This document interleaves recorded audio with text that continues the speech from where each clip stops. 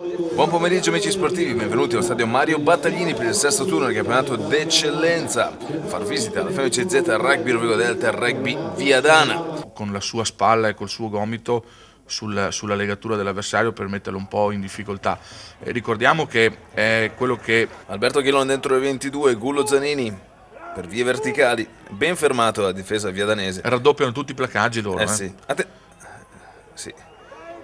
C'è una buona comunicazione fra Denis Majstorovic e Stefan Basson. Stefan Basson prova il drop. Vediamo Stefi se la mette. E la mette. Quindi al 27esimo della ripresa. Il fatto che adesso ci sia una grossa differenza tra una meta segnata e un drop fa sì, insomma, che dopo sia meno stimolato. Bruttissima liberazione del Rovigo. Attenzione. Non ci voleva, proprio doveva questo problema, non doveva finire lì. E infatti, ottime mani McKinley, Del Nevo, eccoci qua. Un buon work rate perché abbiamo avuto un buon possesso, siamo stati molto nella metacampo di Viadana, abbiamo fatto solo 6 punti. Respiro profondo, parte Stefan Basson dalla piazzola, mi sembra buona l'esecuzione. Si alza bene, passa e via. Bandierine su.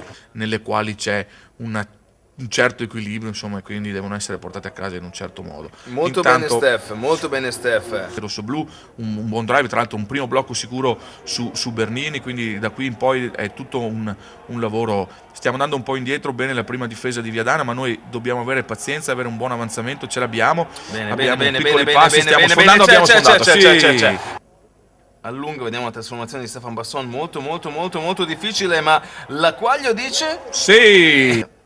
Darà per Lucio Rodriguez la pressione, attenzione, Chiam Apperley. Sì. Purtroppo sì, ce la mette Chiam Apperley. Stoppando il calcio di Rodriguez e segnandoci una meta. Mettere McCann a posto di Rodriguez, per cui è il primo ricevitore, va subito a percuotere la linea difensiva del Viadana, che è ottima nel placaggio, ottima nella ridistribuzione, tant'è che anche nella fase successiva, come vedi, sono ancora ben presenti sul campo nonostante bravo Giorgio. L'attacco di Bronzini. Tra l'altro molto bene anche Roberto Tenga prima nella sua percussione personale. Giorgio va alimentare ancora per Tenga, che tiene lo scontro ed è vincente anche in questa collisione, sebbene sicuramente il placcaggio è stato molto forte, ha sopportato.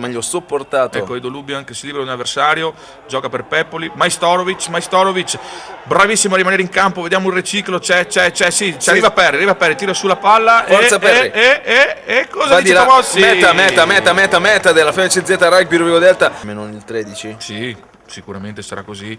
Menon non ha difficoltà a giocare in entrambe le posizioni in pochi minuti, quindi sicuramente anche questo ha aiutato un po' a galvanizzarsi nel gioco, per cui è arrivato il momento Gio per se stesso, rimbalzo fantastico. Vediamo che corridoio prende, deve arrivare qualcuno in sostegno, ce l'abbiamo, manteniamo questo possesso benissimo. Andiamo a giocarla, in realtà giochiamo certo con abbiamo fatto un po' di confusione sull'utilizzo, calcetto di Lucio Rodriguez al largo. Edo Lubian mette pressione sul viadanese, pallone che resta lì ed Edo Lubian, la meta di Edo Lubian, per cui possiamo crederci. Insomma serve, perché Edo Lubian non solo si è segnato una meta, ma Stefan, niente.